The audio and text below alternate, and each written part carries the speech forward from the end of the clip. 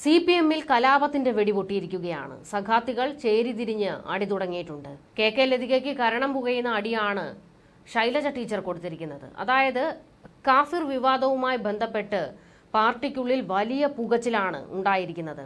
ഈ സ്ക്രീൻഷോട്ട് പ്രചരിപ്പിച്ചത് CPM-ന്റെ സൈബർ ഗ്രൂപ്പുകളാണ്.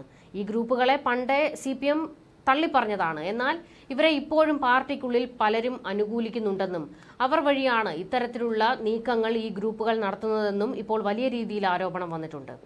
ഇപ്പോൾ സംഭവം സഖാത്തികളുടെ കൂട്ടത്തല്ലിന് കാരണം ശൈലജ ടീച്ചർ KK ലതികയ്ക്കെതിരെ വലിയ രീതിയിൽ വിമർശനം ഉന്നയിച്ചതോടെയാണ്.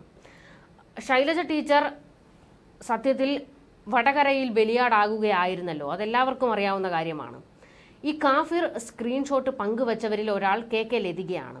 ഇതിന്റെ സോഴ്സ് എന്താണെന്നോ ഇതിന്റെ വസ്തുത എന്താണെന്നോ ഒന്നും മനസ്സിലാക്കാതെ KK ലതിക ഈ സൈബർ ഗ്രൂപ്പുകളുടെ തോന്നിവാസത്തിന് കൂട്ടുനിൽക്കുകയായിരുന്നു.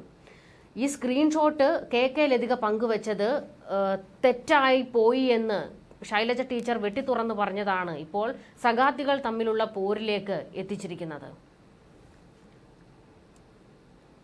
വടകര വിഷയത്തിൽ പാർട്ടിയിൽ കൂട്ടത്തല്ലാണ് നടന്നുകൊണ്ടിരിക്കുന്നത്. MV ഗോവിന്ദനും സംഘവും ഒരു ഭാഗത്തും, പിണറായി വിജയൻ മറ്റൊരു ഭാഗത്തും, ശൈലജ ടീച്ചറും KK ലതികയും ഇരുചേരികളിലും നിന്നുകൊണ്ടാണ് ഇപ്പോൾ പോര് കനക്കുന്നത്.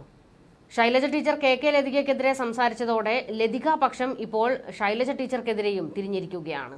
ഇങ്ങനെ മൊത്തത്തിൽ കൂട്ടയടിയാണ് നടന്നുകൊണ്ടിരിക്കുന്നത്.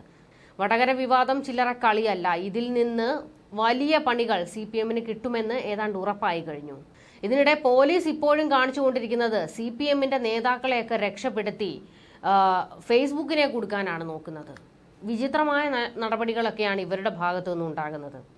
വിവാദമായ കാഫിർ സന്ദേശ സ്ക്രീൻഷോട്ട് പ്രചരിപ്പിച്ചത് പാർട്ടി അനുകൂല സൈബർ ഗ്രൂപ്പുകൾ വഴിയാണെന്ന് പോലീസ് വെളിപ്പെടുത്തലിനിടെ ഫേസ്ബുക്കിനെ മാത്രം പ്രതിയാക്കിയത് ഇപ്പോൾ വിവാദത്തിലായിരിക്കുകയാണ്. കേസിലെ 20 മുതൽ 23 വരെയുള്ള സാക്ഷികളാണ് സന്ദേശം പ്രചരിപ്പിച്ച 4 പേരും. ഇവരാരും പ്രതികളല്ല. അതേസമയം വിവാദ പോസ്റ്റ് നീക്കം ചെയ്യാൻ ആവശ്യപ്പെട്ടിട്ടും അത് നീക്കം ചെയ്യാത്തതിനാൽ ഫേസ്ബുക്കിനെ കേസിൽ പ്രതിയാക്കിയിരിക്കുകയാണ്. പോരാളി ഷാജിയാണ് ഇനിയും പോസ്റ്റ് നീക്കം ചെയ്യാത്തത്.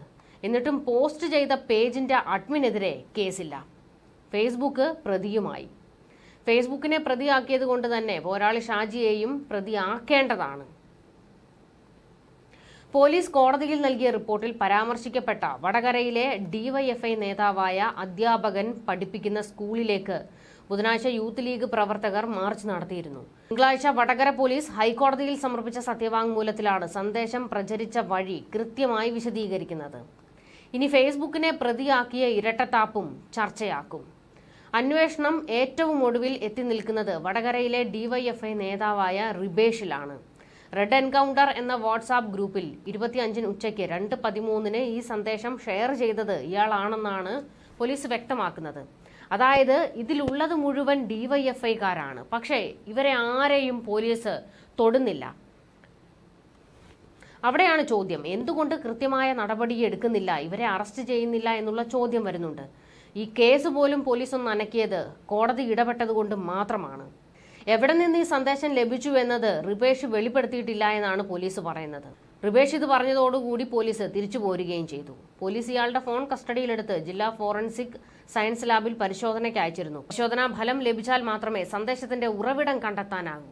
എന്നിട്ടും ഇയാളും പ്രതിയല്ല. മുൻ MLA KK ലതികയും വ്യാജ സ്ക്രീൻഷോട്ട് പോസ്റ്റ് ചെയ്തിരുന്നല്ലോ. മറ്റുള്ളവരെ പ്രതിയാക്കിയാൽ ലതികയെയും പ്രതിയാക്കേണ്ടി വരും. ഈ സാഹചര്യത്തിലാണ് തെറ്റ് ചെയ്തവരെയെല്ലാം സാക്ഷികളാക്കിയത്. KK ശൈലജ ശക്തമായ രീതിയിലാണ് ലതികയ്ക്കെതിരെ സംസാരിച്ചിരിക്കുന്നത്. ലതിക ചെയ്തത് തെറ്റാണെന്ന് തന്നെയാണ് ഇപ്പോൾ ശൈലജ ടീച്ചർ പറയുന്നത്. ഇതോടെയാണ് പാർട്ടിയിൽ സഖാത്തികൾ തമ്മിലുള്ള പോര് പുറത്തേക്ക് വന്നത്. ലതിക ഇതിന് മറുപടി കൊടുത്തില്ല. പക്ഷേ പാർട്ടിയിൽ ഇത് വലിയ ചർച്ചയായി മാറിയിരിക്കുകയാണ് എന്നാണ് വിവരങ്ങൾ. ന്യൂസ് ഡെസ്ക് മലയാളി വാർത്ത.